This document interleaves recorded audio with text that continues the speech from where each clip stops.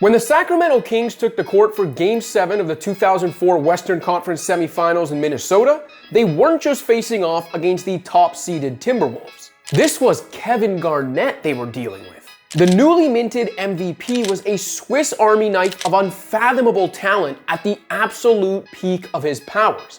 Plus, as KG had already warned Sacramento, he wasn't just ready for a basketball game, or even a fight. He was ready for war.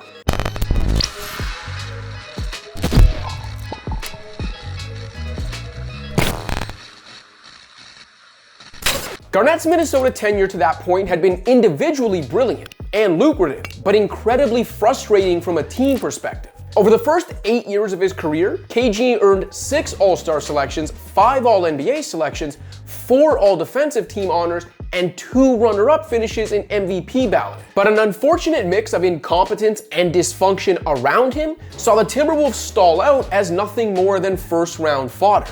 Between the spring of '97 and April 2003, the Wolves made 7 consecutive postseason appearances after having never advanced to the playoffs through the franchise's first 7 years of existence. They also lost 7 first-round series in a row to 6 different teams. Suffice to say, the pressure was on both Garnett and his team to win entering the 2003-2004 season, the last year of KG's contract, which at the time was the biggest in NBA history. And win they did. Led by a career year from Garnett, Minnesota won a franchise record 58 games to claim the West's top seed, then easily dispatched of the 8th-seeded Nuggets and a rookie Carmelo Anthony for the franchise's first ever playoff series victory. During that season, Garnett led the league in total points, claimed his first of 4 straight rebounding titles, and finished 6th in Defensive Player of the Year voting en route to the MVP award. And he sure as hell wasn't satisfied with a second-round appearance.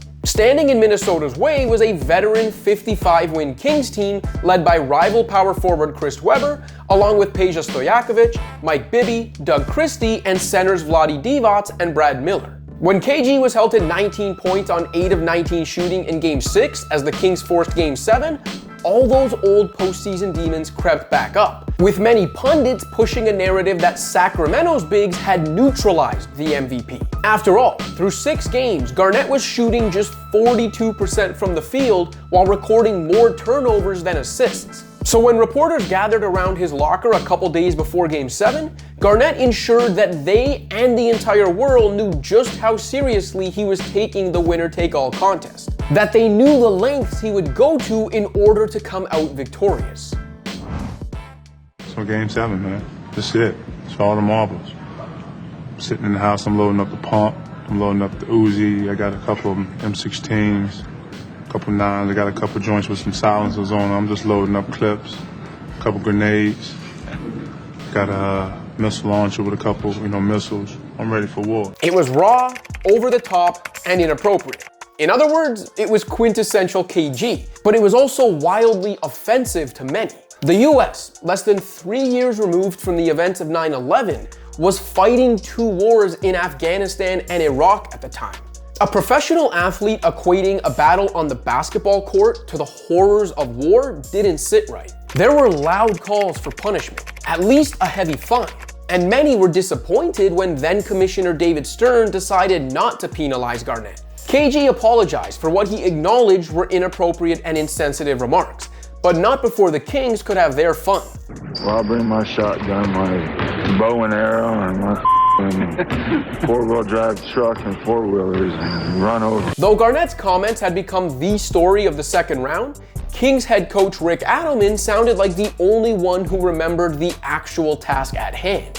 "I'm more worried about what he's going to do out there without any ammunition," Adelman said before Game 7. Those words would prove prescient. With the controversy behind him, KG did what he does best: ruthlessly dominate both ends of the court.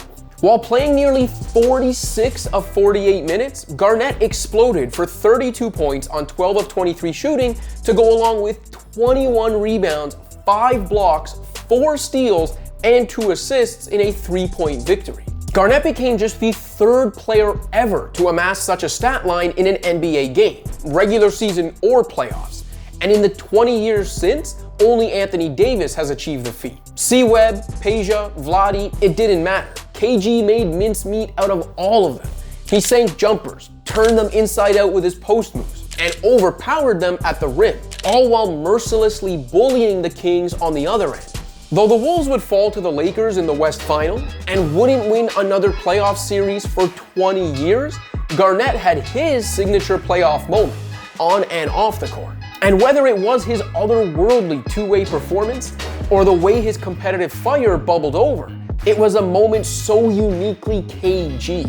Still, it was Divac who saw firsthand the devastation of the Yugoslav wars only a decade earlier, who provided the simple yet all-important perspective in the matter. He doesn't know anything about war. The saga solidified Garnett's polarizing reputation as an on-court great whose words often went too far and cut a little too deep. On that court, however, no superlatives or analogies could describe the destruction KG wrought. Just ask the 2004 Kings. Thanks for watching. If you liked this video and want to see more content like this, be sure to hit that subscribe button.